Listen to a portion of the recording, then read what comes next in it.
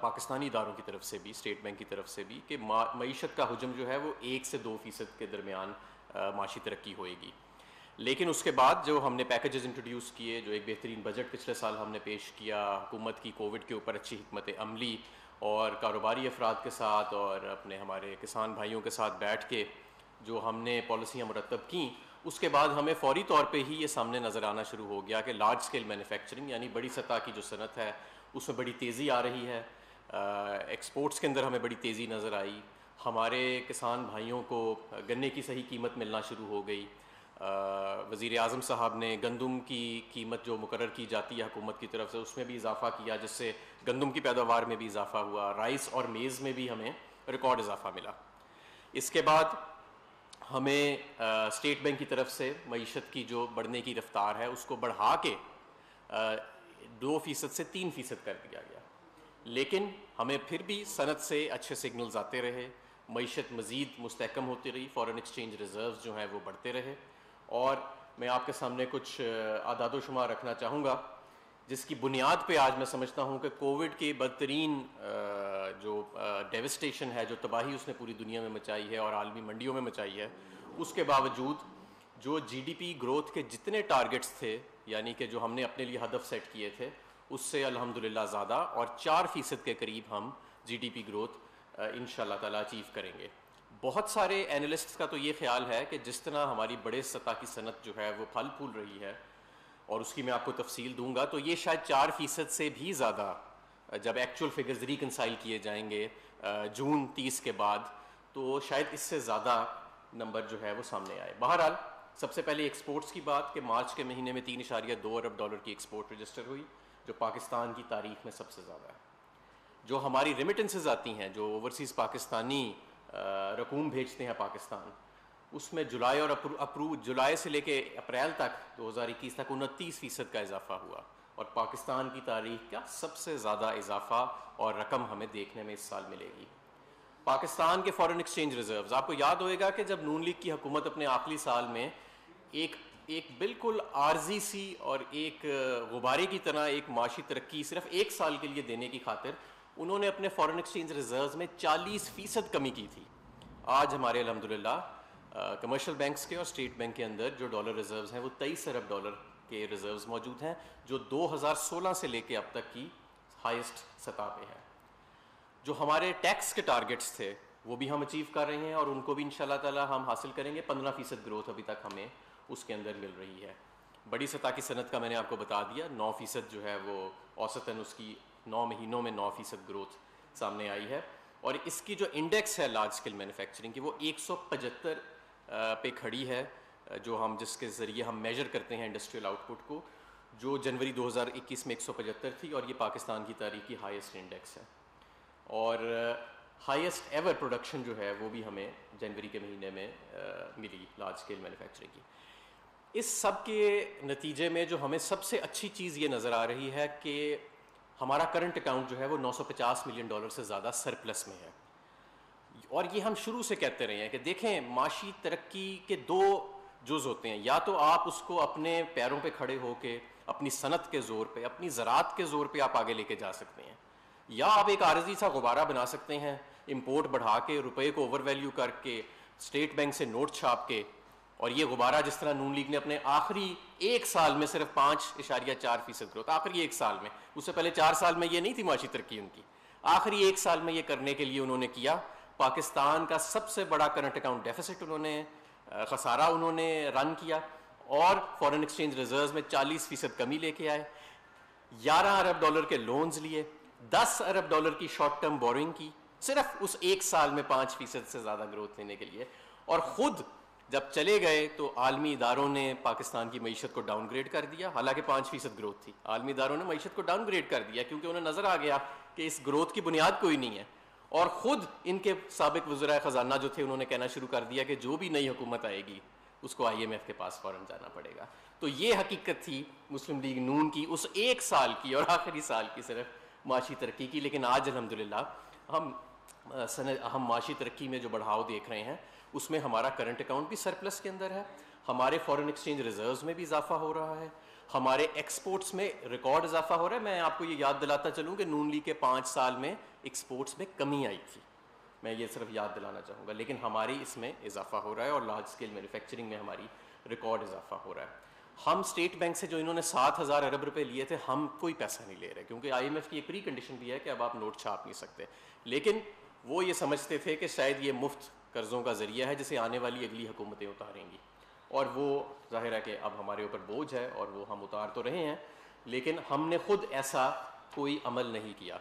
تو یہ جو سارا آج پروپیگنڈا بھی کیا گیا کہ جس سے صاف واضح نظر آیا کہ یہ معاشی ترقی کے جو اچھے نمبرز اب سامنے آ رہے ہیں, اور وہ نمبر جو سامنے آ رہے ہیں وہ کسی خسارے کے زور پہ نہیں کھڑے, تو اس سے شاید قائد حزب اختلاف گھبرا گئے تھے. لیکن میں ان کو یہ بتانا چاہتا ہوں کہ یہ اسحاق ڈار کے نمبر نہیں ہیں, یہ حقیقت پر مبنی نمبر ہیں.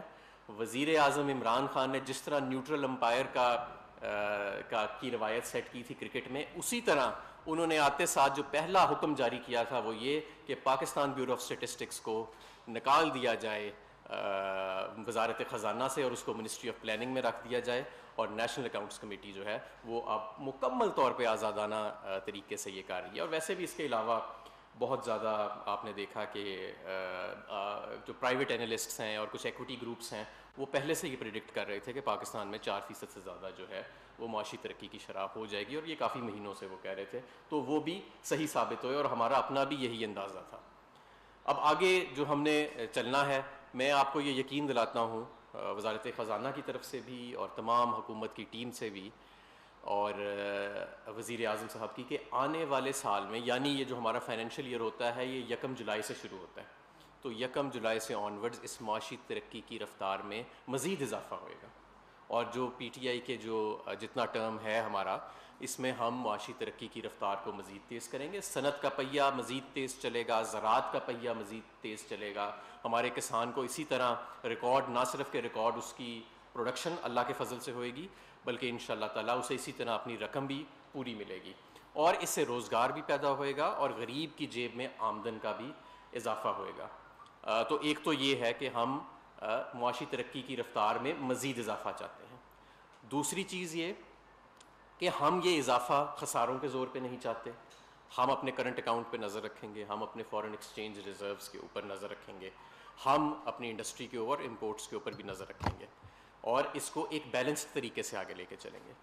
نمبر 3, اس وقت قیمتوں کی پوری دنیا میں ایک بڑھاؤ آیا ہوا ہے, خاص طور پہ کھانے پینے کی قیمت میں.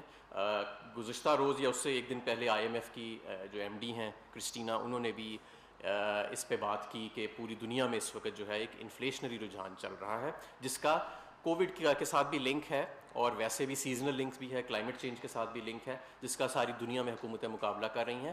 تو اس کا بھی ہم مقابلہ کریں گے, اور قیمتوں کا مقابلہ ہم 3 سطح پہ کریں گے. نمبر 1, جو کھانے پینے کی اشیاء ہیں ان کے اوپر سبسڈی تو ہم دیتے ہیں, بہتر پالیسیاں مرتب کر کے, ان کی پیداوار بڑھا کے, اور بہتر ٹارگیٹڈ سبسڈیز کر کے اس کی ہم قیمت کو سٹیبلائز کرنے کی کوشش کر رہے ہیں. دوسرا یہ کہ عام آدمی کی آمدن بڑھا کے, اور وہ یہی جو میں نے آپ کو بتایا, روزگار بڑھا کے, کسان کی آمدن بڑھا کے, اور اس کا ہمیں نظر بھی آ رہا ہے کہ آپ دیکھیں ٹریکٹر کی سیلز بڑھ رہی ہیں, یوریا کی سیلز بڑھ رہی ہیں, آٹو موبیلز کی سیل بڑھ رہی ہیں, تو ایک ہمیں وہ زیادہ ایکٹیویٹی نظر آ رہی ہے. اور تیسرا یہ جو میں سمجھتا ہوں کہ عمران خان حکومت کا ایک ٹریڈ مارک ہے, یا آپ سمجھ لیجئے کہ جو ایک بنیادی ہمارا ایک فلسفہ ہے, کہ جو ہم نے سوشل پروٹیکشن کے ہمارے پروگرامز ہیں. احساس پروگرام میں جو ہم نے جو ڈاکٹر ثانیہ نشتر صاحبہ کر رہی ہیں, اس کے علاوہ جو صحت کارڈ کے حوالے سے, اس کے علاوہ ٹارگیٹڈ سبسڈی کے حوالے سے, پناہ گاہ کے حوالے سے, یہ جو ہمارے مختلف پروگرامز ہیں ان کی ایکسپینشن بھی کی جائے گی, تاکہ جو ہمارے غریب لوگ ہیں ان کو پروٹیکشن بھی دی جا سکے. تو یہ صرف سرخی پاؤڈر والی 1 سال کی ترقی نہیں ہے جو مسلم لیگ نون جو تھی اپنے آخری سال میں کرنے کے لیے ملک کو ڈیفالٹ کے قریب چھوڑ گئی, اور عالمی اداروں نے آپ کی معیشت کو اس کے ہوتے ہوئے ڈاؤن گریڈ بھی کر دیا. اس کی ہم نے بنیاد رکھی ہے, مضبوط بنیاد ہے. انڈسٹریلائزیشن, ایگریکلچر کے اندر ایک ریولوشن, اور ایکسپورٹس کے اندر اضافہ, لارج اسکیل مینوفیکچرنگ کے اندر اضافہ, وہ اس کی بنیاد ہے. کچھ اس کی مزید اگر مثالیں دیکھیں تو سیمنٹ کی اگر آپ سیلز دیکھیں اس وقت, تو وہ ہائیسٹ سیلز پاکستان کی تاریخ میں مارچ کے مہینے میں دیکھے گئیں, اور جولائی سے لے کے مارچ تک 17% اضافہ ہمیں دیکھنے میں آیا. آٹو موبیلز کی سیلز میں 54% اضافہ پچھلے سال کی بنسبت نظر آیا. اسی طرح ٹریکٹرز کی سیل کا میں نے ذکر کیا, فرٹیلائزر کی سیلز کا ذکر کیا, کنسٹرکشن اور ہاؤسنگ جس کا ہم نے پیکج اناؤنس کیا, 8.5% اس کے اندر ہمیں گروتھ نظر آ رہی ہے, اور وہ بھی ایک مین ڈرائیور ہے ہماری گروتھ کا. تو یہ کچھ بنیادی طور پہ چیزیں تھیں جو میں آپ کے سامنے رکھنا چاہتا تھا کہ یہ ایک سسٹینیبل گروتھ ہے, یہ عارضی گروتھ نہیں ہے, اور اس کے مومنٹم کو انشاءاللہ تعالی ایک اچھے بیلنس طریقے سے ہم آنے والے دنوں میں مزید مستحکم کریں گے. اور اپوزیشن کو مایوس نہیں ہونا چاہیے. اس معاشی ترقی کی رفتار بڑھنے سے عام آدمی کو بھی فائدہ ہو رہا ہے اور پورے پاکستان کو فائدہ ہو رہا ہے, اور یہ میں ان کو یہ بھی بتا دوں کہ وہ مینٹلی پریپیئرڈ رہیں کہ یہ معاشی ترقی جو ہے یہ آنے والے دنوں میں اور مہینوں میں اور اگلے سالوں کے اندر اس میں مزید تیزی جو ہے ان کو دیکھنے میں آئے گی. اور میں آپ سے سوالات لینا چاہوں گا.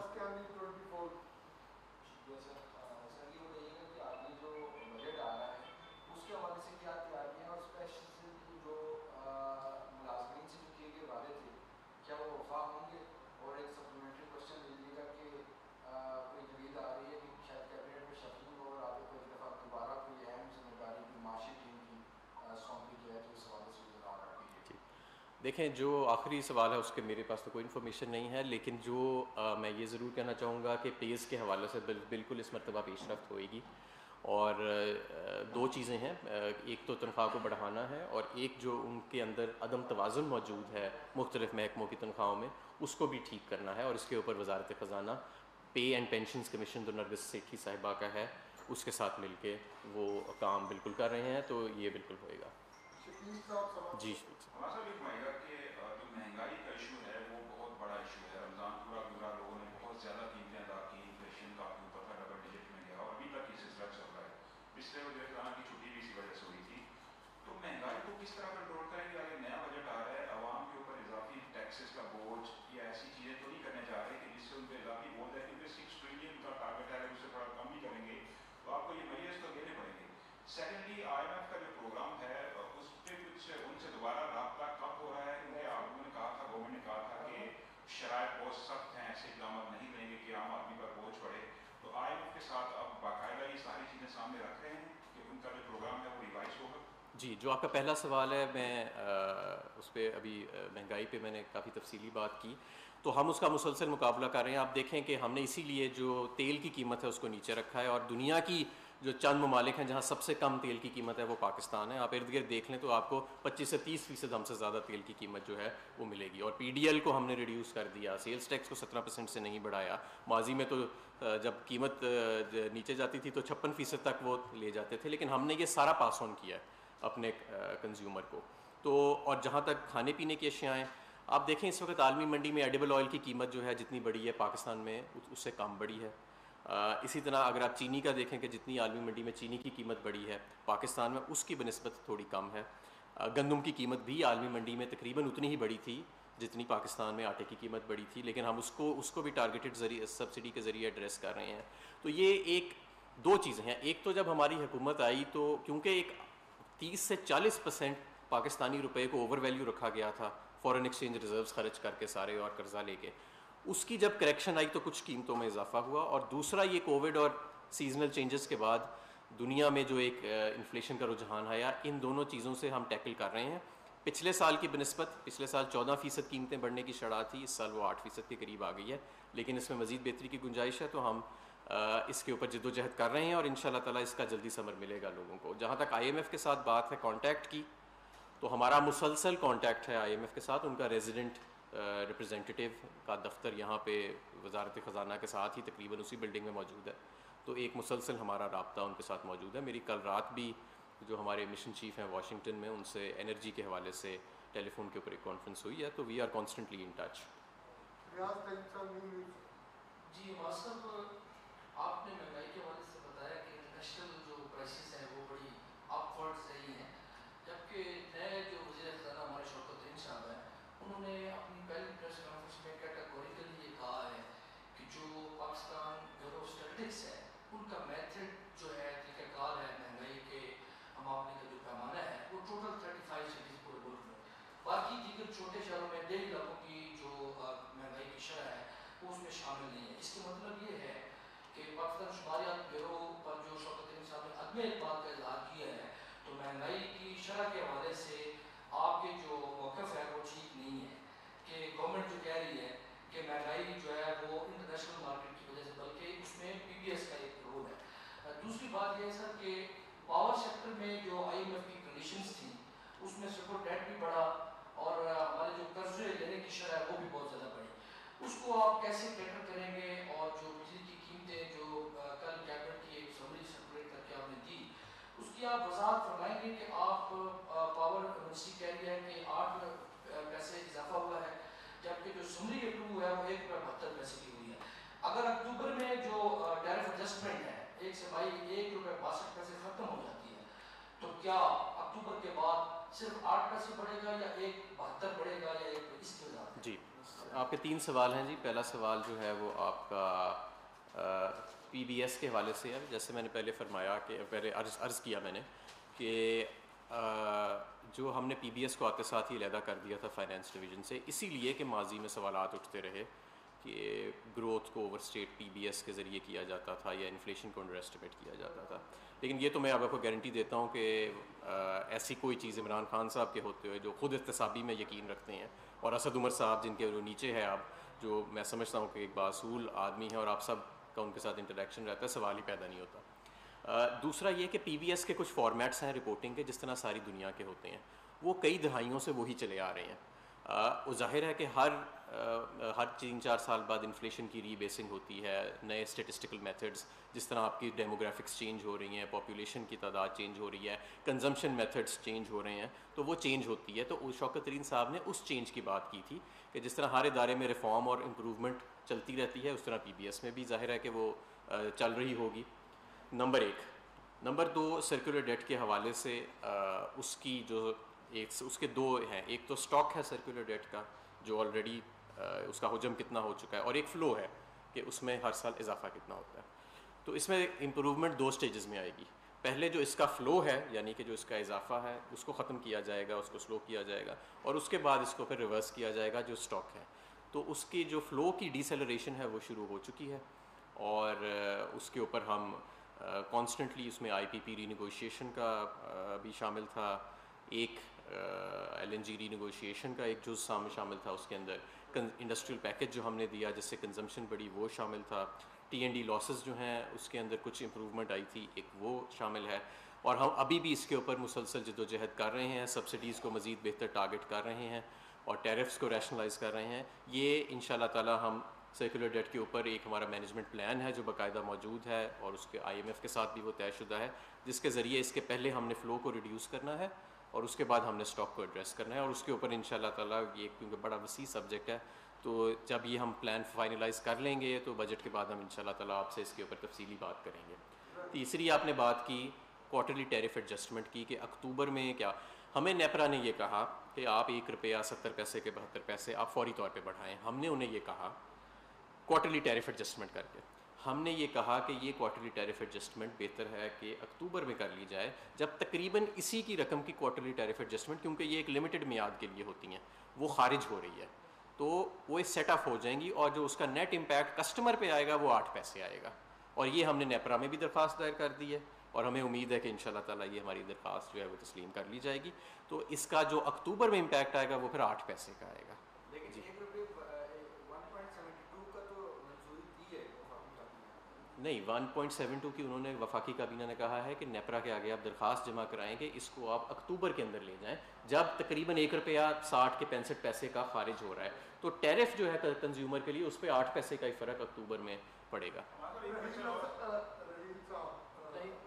سر یہ بتا دیں کہ معیشت جب گرو کرتی ہے تو اس کا جو ڈائریکٹ امپیکٹ ہے وہ عوام کے اوپر آتا ہے. مہنگائی کا آپ نے ایک جسٹیفیکیشن دی تھی کہ وہ کس کی وجہ سے بڑھی ہوئی ہے، لیکن جو جاب کریشن ہے وہ کیوں اسٹیگننٹ ہے؟ اور جو آپ کہہ رہے ہیں کہ لاسٹ مینوفیکچرنگ جو ہے وہ گرو کر رہی ہے انڈسٹری، اور باقی بھی جو انڈسٹریز ہیں اس کی جو سیلز ہے اس میں مسلسل اضافہ ہو رہا ہے، لیکن جاب کریشن جو ہے وہ نہیں ہوتی ہوئی دکھ رہی، اور ان امپلائمنٹ ریٹ جو ہے وہ بھی مسلسل بڑھ رہا ہے. تو اس کی کیا وجہ؟ لیکن پہلے تو میں یہ نہیں مانتا کہ جاب کریشن نہیں ہو رہی. میں خود بھی ایک کاروباری آدمی ہوں، اور میں انڈسٹریز کا منسٹر تھا، صبح سے لے کر رات تک میں چیمبر آف کامرسز اور کاروباری لوگوں سے ملتا تھا. تو آج تک یہ جتنے بڑے بڑے دعوے آتے ہیں نا کہ جاب لاسز کے، ان کے پیچھے نہ تو میں نے کبھی کوئی سروے دیکھا ہے لیبر فورس کا، ना ही मैंने कभी मुझसे फार्मूला शेयर किया गया कि जिसकी बुनियाद पे ये निकाला जा रहा है, ये सारा कंजेक्चर होता है। जब आपकी लार्ज स्केल मैन्युफैक्चरिंग की इंडेक्स हाईएस्ट सतह पे पाकिस्तान की तारीख की मौजूद है, जब ऑटोमोबाइल मैन्युफैक्चरर्स 2 नहीं 3 शिफ्टें चलाने पे मजबूर हैं, जब सीमेंट की हाईएस्ट एवर सेल्स जा रही हैं पाकिस्तान की तारीख में, जब यूरिया प्लांट्स जो यूजुअली बंद पड़े होते थे छोटे वाले, वो भी चल पड़े हैं पूरे साल के लिए, तो और इसके अलावा बहुत सारी और चीज़ें, ट्रैक्टर सेल्स रिकॉर्ड पे हैं, मोटरसाइकिल सेल्स बढ़ रही हैं, किसान को जो गन्ना जो 130 रुपये का मिलता था वो 250 रुपये का मिल रहा है, गंदम जो 1200 की मिलती थी वो 1800 की मिल रही है, तो कैसे जॉब क्रिएशन नहीं हो रही है? तो समझ में नहीं ना था। अच्छा, आपकी इकोनॉमी जो है वो जहाँ 1-1.5% जिसने रियल टर्म्स में ग्रो करना था, वो अब रियल टर्म्स में 4% या शायद कुछ लोग कह रहे हैं कि इससे भी ज़्यादा पे ग्रो करे, तो जाहिर है जॉब क्रिएशन तो हो रही है, और ये प्राइवेट सेक्टर जॉब क्रिएशन से चल रही है। हमारा साहब ये बताइएगा कि क्या वजह है कि 3 साल से लगातार जो है गन्नम की कटाई के दौरान ही आटे की कीमत वो बढ़ना शुरू हो जाती है और साल वो रुकती नहीं है। और दूसरा ये बताइएगा कि हुकूमत की तरफ से जो बिजली पर सब्सिडी खत्म करने की बातें सामने आ रही हैं, इसकी क्या हकीकत है कि जून में क्या सब्सिडी खत्म की जा रही है? और तीसरा, आपने दावा किया था कि अब किए जाएंगे जो बिजली मुख्तलिफ जो पावर प्लांट्स उनके साथ MOU का अमल तो शुरू हो चुका है और काफी के साथ आपके MOU हो भी चुके हैं। इसका आवाम को जो फायदा है वो कब तक आएगा? वफाकी वज़ीर तवानाई हमाद अजहर इस वक्त प्रेस कॉन्फ्रेंस कर रहे हैं। उन्होंने कहा, कोरोना वबा के दौरान हुकूमती पैकेजेस की वजह से मुल्की मुआशी तरक्की हौसला अफजा है, मुल्की बरामदात में इजाफा हो रहा है और बड़े दर्जे की सनतों में भी तरक्की देखी गई। रवां माली साल के पहले 9 माह के दौरान बड़े दर्जे की सनतों की तरक्की की शरह 9% रही। और नून लीग के हवाले से बात करते हुए उन्होंने कहा कि उन्होंने आखिरी साल में मसनूई तरीके से मईशत को संभाला दिया। मुल्क का करंट अकाउंट $250 मिलियन सरप्लस हो चुका है। वफाकी वज़ीर बराए तवानाई ने कहा कि अगले माली साल के दौरान मुल्की मईशत में मज़ीद तेज़ी देखने में आएगी।